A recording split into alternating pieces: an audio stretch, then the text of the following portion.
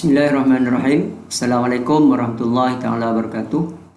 Jadi pada sesi kali ini saya ingin menerangkan kepada semua pelajar ataupun bakal calon untuk peperiksaan Sijil Tinggi Persekolahan Malaysia STPM untuk subjek Bahasa Melayu. Okay, saya nak kongsi di sini adalah sukatan pelajaran dan kertas soalan contoh. Jadi untuk subjek Bahasa Melayu STPM S910. Ini adalah untuk subjek Bahasa Melayu. Okey. Ini adalah Bahasa Melayu, sukatan pelajaran dan kertas soalan contoh. Okey. Untuk sukatan pelajaran ini, dia telah mula digunakan mulai sesi 2013, sesi 2012, 2013 dan tahun-tahun seterusnya sehingga diberitahu. Jadi untuk sekarang ini sukatan pelajaran ini masih digunakan. Ini adalah falsafah pendidikan kebangsaan. Pendidikan di Malaysia adalah satu usaha berterusan ke arah memperkembangkan lagi potensi individu secara menyeluruh dan bersepadu untuk mewujudkan insan yang seimbang dan harmonis dari segi intelek, rohani, emosi dan jasmani. Berdasarkan kepercayaan dan kepatuhan kepada Tuhan, usaha ini adalah bagi melahirkan rakyat Malaysia yang berilmu pengetahuan, berakhlak mulia, bertanggungjawab, berketerampilan dan berkeupayaan mencapai kesejahteraan diri serta memberi sumbangan terhadap keharmonian dan kemakmuran keluarga, masyarakat dan negara. Itu adalah falsafah pendidikan kebangsaan. Kita teruskan untuk sukatan ini. Ini adalah prakata. Okey. Sukatan pelajaran Bahasa Melayu yang baharu ini digubal untuk menggantikan sukatan pelajaran Bahasa Melayu sedia ada yang telah digunakan semenjak peperiksaan STPM pada tahun 2000. Sukatan pelajaran yang baru ini akan mula digunakan pada tahun 2012. Peperiksaan Sijil Tinggi Persekolahan Malaysia pada tahun tersebut akan menjadi peperiksaan pertama yang menggunakan sukatan pelajaran ini. Penggubalan semula sukatan pelajaran Bahasa Melayu ini mengambil kira perubahan yang hendak dilakukan oleh Majlis Peperiksaan Malaysia terhadap sistem peperiksaan Sijil Tinggi Persekolahan Malaysia yang sedia ada. Ini tujuan sukatan pelajaran yang baru ni telah digubal. Okey, kita lihat kandungan sukatan pelajaran 910 Bahasa Melayu. Okey, matlamat, objektif kandungan, penggal 1, penggal 2, penggal 3. Okey. Yang saya nak fokuskan pada hari ini hanya untuk penggal 1, iaitu muka surat 2 hingga muka surat 10. Okay, kita lihat sukatan pelajaran 910 Bahasa Melayu. Matlamat sukatan pelajaran ini adalah untuk melahirkan pelajar yang dapat berbahasa Melayu dengan cekap dan berupaya untuk meneruskan pengajian ke peringkat yang lebih tinggi, menghasilkan lulusan Bahasa Melayu yang berdaya saing dan dapat memenuhi keperluan pasaran kerja. Yang ketiga, mengukuhkan rasa sayang akan Bahasa Melayu dan berbangga menggunakannya. Ini adalah matlamat sukatan pelajaran 910 Bahasa Melayu. Okay, ini objektif sukatan pelajaran untuk Bahasa Melayu. Objektif sukatan pelajaran ini adalah untuk membolehkan pelajar memahami sejarah, kekeluargaan dan perkembangan Bahasa Melayu, menguasai dan menggunakan sistem Bahasa Melayu dengan betul, memahami, menginterpretasi dan mengulas kandungan bahan bacaan tentang pelbagai bidang, memahami wacana, retorik, orasi dan laras bahasa yang dengan betul dan dapat menggunakannya dengan berkesan, memahami, memilih dan menggunakan kosakata mengikut konteks dan dengan gaya yang sesuai, Mengungkapkan fikiran dengan menggunakan bahasa yang betul, baik dan berkesan sama ada secara lisan atau tulisan. Mengembangkan sesuatu idea secara tersusun, padat dan meyakinkan sama ada secara lisan atau tulisan. Mengenal pasti kesalahan bahasa, menjelaskan sebab kesalahan dan membetulkannya. Menguasai kemahiran insaniah seperti kerja secara berkumpulan, kepemimpinan, keupayaan menyelesaikan masalah, keterampilan berkomunikasi dan lain-lain dalam konteks penggunaan bahasa. Ini objektif lah. Okey. Sekarang kita lihat untuk penggal 1 ni, apa yang akan dipelajari oleh pelajar untuk penggal 1. Sekarang ni sudah diubah pada semester 1. Okey, kalau kita lihat untuk penggal 1 ni, tajuk yang pertama tu sejarah dan perkembangan bahasa Melayu.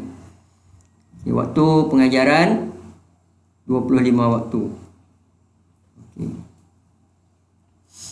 Asal usul bahasa Melayu. Ini untuk topik yang tajuk yang pertama tu, sejarah dan perkembangan bahasa Melayu. Di bawahnya ada sub tajuk 1.1 asal usul bahasa Melayu. 1.11 konsep Melayu. Ini apa yang akan dipelajari dalam konsep Melayu ni? Definisi awal istilah Melayu, definisi dari segi etimologi, definisi berdasarkan bangsa, definisi berdasarkan bangsa. Okey, untuk hasil pembelajaran, calon seharusnya dapat, setelah kita pelajari ini, menjelaskan asal-usul bahasa Melayu, menerangkan konsep Melayu, mengelompokkan bahasa mengikut rumpun, keluarga atau sub keluarga. Yang keempat, menjelaskan hipotesis tentang asal-usul bahasa Melayu.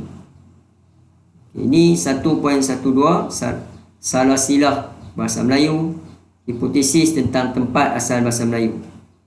Kita lihat ini, hipotesis tentang tempat asal bahasa Melayu, kawasan Asia Tengah, kawasan Nusantara. Huraian istilah, huraian salah silah bahasa Melayu dalam rumpun Austronesia menggunakan skema perkembangan bahasa Melayu daripada filum Austris kepada bahasa Melayu moden. Itu untuk subtopik yang pertama, asal usul bahasa Melayu. Okay, untuk 1.2 bahasa Melayu kuno. Apa yang di bawah tajuk bahasa Melayu kuno ni? 1.21 konsep bahasa Melayu kuno.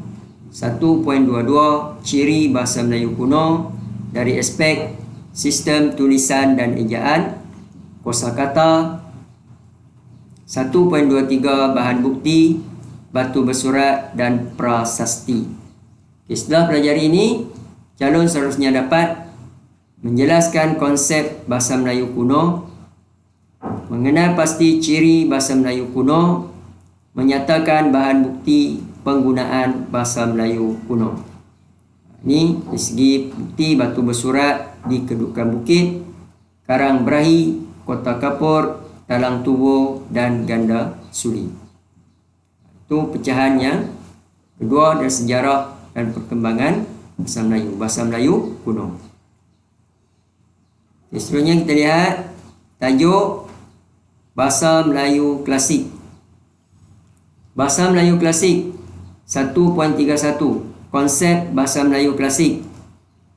1.3.2 ciri bahasa Melayu klasik dari aspek sistem tulisan dan ejaan, kosakata, tata bahasa. 1.33 perkembangan aksara Jawi. 1.34 bahan bukti juga untuk bahasa Melayu klasik, batu bersurat.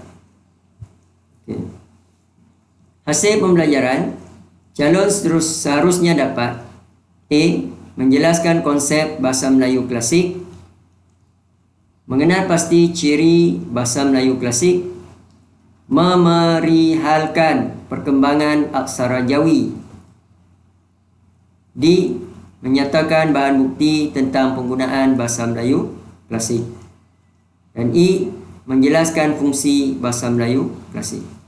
Jadi untuk batu bersurat, untuk bahasa Melayu klasik, batu bersurat di Pagar Ruyong, Minyan Tujuh dan Sungai Teresat, Kampung Buluh, Kuala Berang. Okay, bagi batu nisan, ini bahan bukti Batu nisan Malik Al-Saleh, hukum kanun Melaka dan hukum kanun Pahang. Surat awal, surat Sultan Abu Hayat 1 dan 2, Ternate. Dan bahan bukti naskah sastra klasik, iaitu sejarah Melayu, misal Melayu dan hikayat Hang Tuah. Biasanya yang 1.35, fungsi bahasa Melayu klasik sebagai lingua franca. B. Bahasa pentadbiran. C. Bahasa ilmu, agama, bahasa undang-undang, bahasa persuratan. Okey, seterusnya di bawah sejarah dan perkembangan bahasa Melayu. Bahasa Melayu moden. 1.4.1 Konsep bahasa Melayu moden. 1.42 Tahap perkembangan bahasa Melayu moden, iaitu mula dengan bahasa Melayu pra-merdeka. Bahasa Melayu pra-merdeka, iaitu apa yang dikaji sana: sumbangan tokoh asing, sumbangan tokoh tempatan,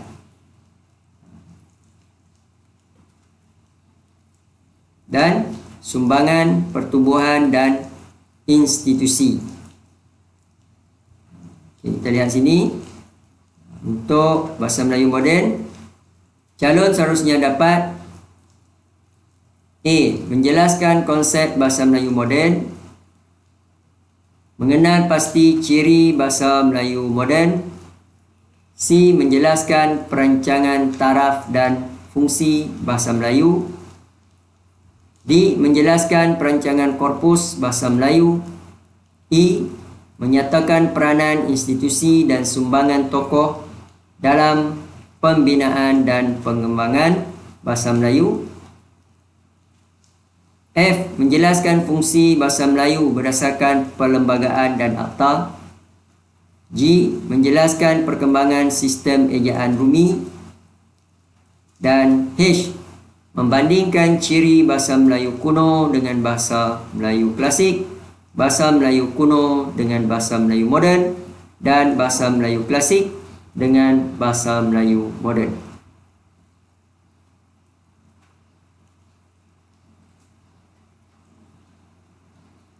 Okay, kita lihat tokoh asing, sumbangan tokoh asing yang akan dipelajari. R.O. Winstead, R.J. Wilkinson, O.T. Dusek, William Marsden. Okay, manakala tokoh tempatan: Raja Ali Haji, Abdullah Munshi, Major Muhammad Saleh Sulaiman, Zakbar Asmah Haji Omar, Nik Safiah Karim, Hasan Ahmad. Contoh pertubuhan dan institusi: Pejabat Karang Mengarang Sultan Idris Training College SITC, Kongres Bahasa dan Persuratan Melayu Asas 50, Pakatan Belajar Mengajar Bahasa Melayu Jawi Peranakan. Itu bahasa Melayu pra-merdeka. Kita tengok sini. Bahasa Melayu moden pra-merdeka. Sekarang kita tengok bahasa Melayu moden pasca merdeka. Akta-akta yang berkaitan dengan pelaksanaan bahasa Melayu. Yang pertama, perkara 152 Perlembagaan Persekutuan. Yang kedua, Akta Dewan Bahasa 1959, Pindaan 1995. Seterusnya Akta Bahasa Kebangsaan 1963/67, Akta Hasutan 1970, Akta Pendidikan 1996. Seterusnya tajuk Penubuhan dan Peranan Dewan Bahasa dan Pustaka DBP.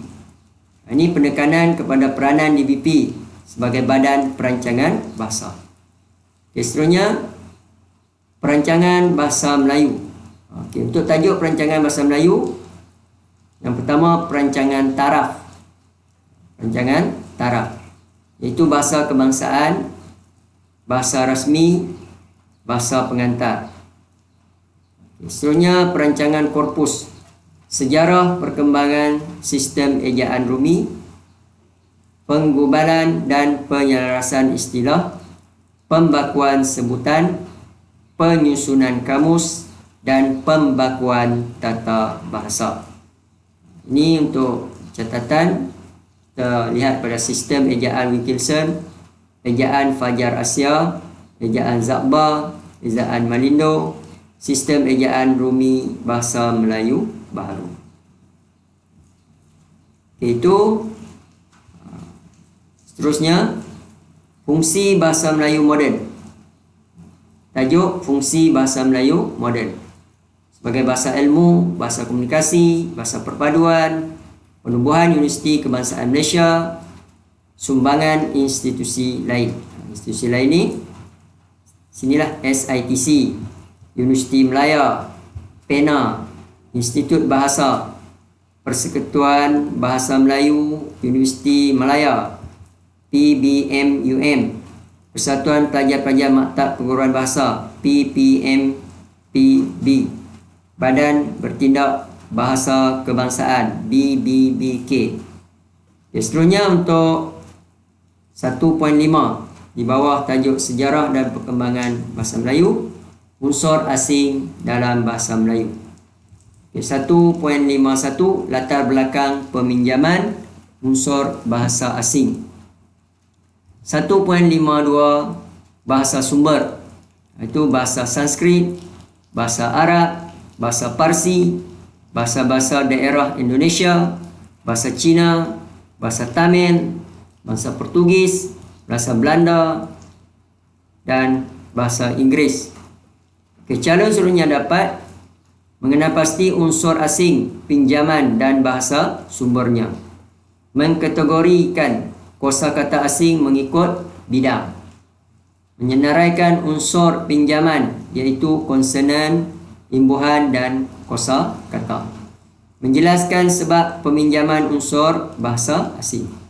Contoh bahasa daerah Indonesia, bahasa Jawa, bahasa Sunda, bahasa Banjar dan juga bahasa Minangkabau. Ini semua unsur asing dalam bahasa Melayu. Seterusnya tajuk yang kedua untuk semester 1, untuk tengah 1 ni, dua bidang fonologi. Bidang fonologi. Okey, 2.1 definisi fonetik dan fonemik. 2.11 konsep bunyi. 2.12 konsep fonem. 2.13 konsep alofon. 2.14 konsep huruf. 2.15 konsep suku kata. Okey, calon seharusnya dapat menyatakan definisi bidang fonetik dan fonemik, menjelaskan dan membezakan konsep bunyi, fonem, huruf dan suku kata. Yang ketiga, menentukan fonem dan alofon. Okey, seterusnya penggolongan dan penghasilan bunyi bahasa. 2.21 vokal. 2.22 konsonan asli dan konsonan pinjaman. 2.23 diftong. Calon seharusnya dapat menyatakan definisi vokal, konsonan dan diftong, mengkategorikan bunyi bahasa mengikut cara penghasilan dan daerah artikulasi, menghuraikan cara bunyi bahasa dihasilkan, membezakan bunyi konsonan asli dengan konsonan pinjaman, mengenal pasti jenis-jenis diftong, cara penghasilannya dan perbezaannya dengan waka rangkap dan artikulasi sertaan. Seterusnya, melukis dan melabelkan rajah alat pertuturan. G. Mengenal pasti lambang fonetik dan mentranskripsikan perkataan dengan menggunakan lambang fonetik. Setelah belajar, komuniti perlu dapatlah mengenal pasti lambang fonetik dan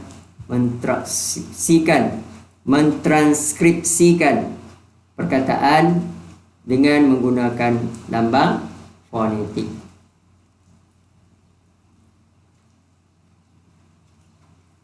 Melukis rajah alat pertuturan mengikut cara pengeluaran bunyi-bunyi bahasa. Menilai ketetapan penggunaan lambang fonetik dalam mentranskripsikan bunyi bahasa. Seterusnya 2.3 struktur suku kata bahasa Melayu. Ada dua sini. 2.31 struktur suku kata asli, 2.32 struktur suku kata pinjaman. Okey, calon seluruhnya dapat A. Mengenal pasti struktur suku kata bahasa Melayu. B. Membezakan struktur suku kata asli dan suku kata pinjaman dalam bahasa Melayu. Okey, seterusnya sistem ejaan bahasa Melayu. 2.41 pola keselarasan vokal. 2.42 pengejaan, iaitu pengejaan kata pinjaman. B. Kata berimbuhan. C. Kata majmuk. D. Kata ganda. Dan E. Kletik. Calon seterusnya dapat menjelaskan konsep keselarasan vokal, mengenal pasti pola keselarasan vokal dan kekecualiannya, mengeja perkataan yang pelbagai bentuk dengan betul. Kletik, ku, mu, kau dan nya. Frasa sendi nama dengan kata sendi di dan ke. Membezakan pengejaan di dan ke sama ada sebagai imbuhan atau sebagai kata sendi nama. Contoh, di sana, di samping, ke rumah, ke atas, diambil, dimakan, ke tua, ke luar. Itu. Seterusnya tanda baca. Ada pelajari tentang tanda baca. Calon seterusnya dapat mengenal pasti jenis tanda baca, menggunakan tanda baca dengan betul. Okey, untuk penggal 1 ada bahagian pembacaan kritis dan analitis. Ini diperuntukkan 24 waktu. Apa ni? Calon seterusnya dapat A. Menerangkan maksud perkataan, frasa, ayat atau perenggan yang terdapat dalam teks. B. Mengenal pasti idea dan mesej penulis. C. Membezakan fakta dengan pendapat penulis. Menyusun dan mengolah idea atau fakta dengan lancar dan berkesan. E. Membuat inference, ramalan dan parafrasa dan kesimpulan. F. Memberikan pandangan, ulasan dan kritikan terhadap kandungan teks menggunakan bahasa yang baik dan berkesan. Okay, kita lihat sini kalau pembacaan kritis dan analitis ni, teks prosa, panjang teks 300 hingga 350 patah perkataan. Okay, seterusnya tajuk penulisan esei tidak berformat. Jadi untuk semester 1 ni ada belajar penulisan esei tidak berformat, iaitu bidang tajuk esei berkaitan dengan ekonomi, pendidikan, sukan dan rekreasi, bahasa, seni, budaya, sastra, sains dan teknologi, kemanusiaan dan kemasyarakatan. Okay. Waktu pengajaran 36 waktu. Okay. Calon seterusnya dapat A. Mengembangkan isi secara tersusun, padat dan meyakinkan supaya terhasil sebuah wacana yang utuh. Menyusun dan mengolah idea atau fakta dengan lancar dan berkesan. C. Memberikan pandangan, ulasan atau kritikan tentang sesuatu tajuk. D. Menghasilkan esei yang isinya menepati tajuk dengan menggunakan bahasa yang baik dan berkesan. Okey, bentuk tugasan soalan esei, dia boleh bincangkan, uraikan, jelaskan, berikan ulasan, pandangan, pendapat, berikan cadangan, berikan penilaian, bahaskan, sejauh manakah. Jadi esei dibuat secara individu, menghasilkan esei panjang 600 hingga 650 patah perkataan. Itu penulisan esei tidak berformat. Okey, untuk sesi kali ini saya bincang sampai untuk penggalnya pertama ataupun semester pertama ini saja. InsyaAllah untuk sesi yang seterusnya saya akan bincang untuk sukatan untuk semester 2 dan juga semester 3. Jadi saya harap pelajar yang baru menjejakkan kaki untuk tingkatan 6 bolehlah memahami serba sedikit apakah tajuk-tajuk yang anda akan pelajari untuk penggal yang pertama ini. Jadi saya rasa untuk sesi ini sampai di sini saja. Perkongsian untuk anda semua. Sekian, terima kasih.